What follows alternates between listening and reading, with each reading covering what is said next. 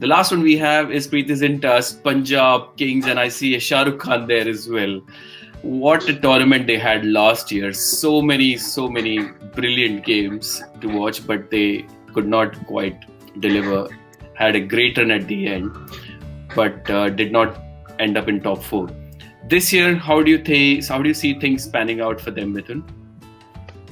So again, they heavily depend on KL Rahul and Mayank Agarwal to score those runs required in the top, and rely heavily on Mohammad Shami to deliver it for them in the bowling department. So that will be one of the area of concern. But luckily, they have Chris Gayle, who came into good form for them in the later end of the tournament. At same time, you can't predict that he's going to play all the 14 games. He is someone who's going to play 5 to 6 games. So keeping that into mind, they did a good buy by taking David Malan into the team, because you need that player to give that support and backup for Chris Gayle.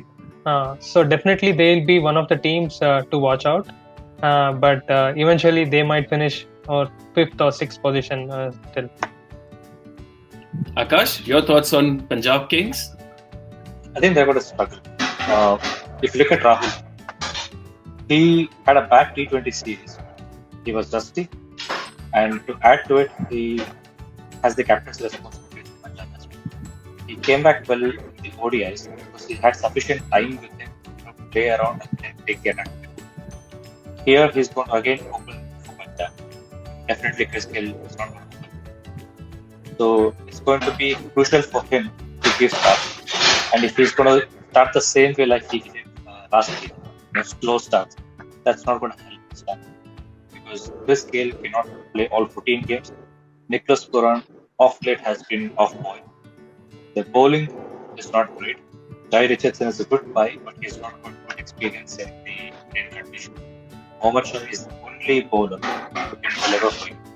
And they've not got any option apart from the 5 bowlers as well. So I think they're going to struggle a bit.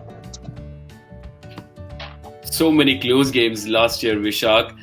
Losing games from a winning position, but very entertaining for a neutral fan. Do you think Vishak change in name is going to bring change in fortunes this year?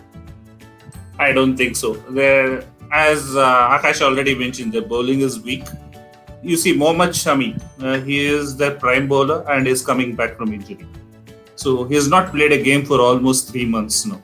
So he will start rusty. And if you see, his death bowling is not that great usually. He goes for a lot of runs in the death. And Jai Richardson, I think he has picked up a lot of wickets in the Australian grounds where the grounds are big with his slower balls. But I don't know how effective he would be in the Indian conditions. So, and the bowling looks pretty weak. Ashdeep Singh is pretty inexperienced, though he performed pretty well last year with limited opportunities he got. They mainly lack that Indian pacer as a backup for Shami. That's where I think they're a little weak. And their batting, I think Rahul has to bat a little more freely. Last year he got bogged down when spinners were brought on after the power play. And he affected the team's momentum. Sometimes when their team could get up to 200, they were restricted to 180 in many of the matches. That's mainly because of Rahul's batting. Because he was pretty slow and his approach was like, I'll bat the entire 20 overs. He did not do that. Because you have someone like a Chris Gayle or something, you have a good batting lineup who can hit through till 7. They can bat. So he has to take the responsibility and take more risks. So if he can do that, I think they might flourish a little, but I see them struggling because their bowling looks a little weak. I agree. Big tournament for KL Rahul, not just from Punjab Kings perspective, but also from a national team perspective, because he had a poor T20 series and all the new guys coming in, performing really well, putting pressure on him. So very interesting to see how that will go for the tournament. Mithun, do you see David Malan getting a crack at all, or do you think they'll stick with Chris Gayle? Mithun, you're on mute. They will float around with Chris Gayle and David Malan. So they want to, when Chris Gayle is not playing, David Malan is going to play. And then eventually he will get a chance. Maybe starting itself, in the first few games, David Malan will get a chance. Akash, Riley Meredith, I think it was the most expensive uncapped overseas player or something. Do you see him getting a break at all? It actually didn't make sense to me in the auction, and I still don't agree with it. I don't see him getting a chance in the 11 frequently at least. Riley Richardson, obviously, because of the experience, will walk ahead of Riley. But how do you play Riley Meredith ahead of anybody? You have your Gale or Malan, you have your Puran, you have one of the spinners to feature in there. I don't know how you're going to fit in Meredith after paying so much. For his sake, at least, he's going to be pretty happy. He's going to be sitting in the dugout, enjoying the check which he's going to get. But yeah, it's going to be a question. Vishak, not just KL Rahul, even Mayank Agarwal was really out of form and not had too much game time. How do you think that's going to impact the opening combination? I'm worried for them.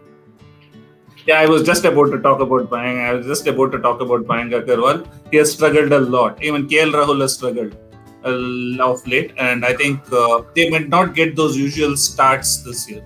I think like what they got last year. But if they get that as well, like Mayank, usually if you see last year, Mayank Agarwal was the aggressor, and that's why KL Rahul could actually start off a little slowly.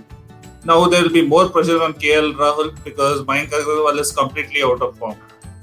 So that could be one problem. That could be one of the main problems. And regarding David Malan, I think he's pretty slow. He doesn't fit into that lineup. I would like to see Moises Henriques playing ahead of him. Interesting. It'll be interesting to see how they go this year. Again, none of the games are being played in home this time around. They've got quite a few games in Ahmedabad and Mumbai, which should have decent batting track, and Bengaluru, of course. So I'm hoping that their out of form batsmen will be able to get into form this year. Right, let's take predictions starting with Mithun. Mithun, you're on mute. So they're going to finish either 6th or 7th position. Akash? Okay, so I've got it in my top 4. It's RCB, CSK, Mumbai, and Kolkata. 5th and 6th is Sunrisers and Delhi, and followed by Rajasthan and Punjab with the middle. Vishak? 7th for them. They're going to struggle, mainly because of their bowling. I agree. I think they can be party spoilers because they have the last 5 games in Bengaluru, and if their batsmen somehow run into form by that time, they can try and be party spoilers. I agree. I can't see them going into the top 4, but as long as we can have a few good games like we had last year, it doesn't really matter where they finish, I guess. But yeah, as Akash mentioned, could be party spoilers for some other teams having a late run into the top 4.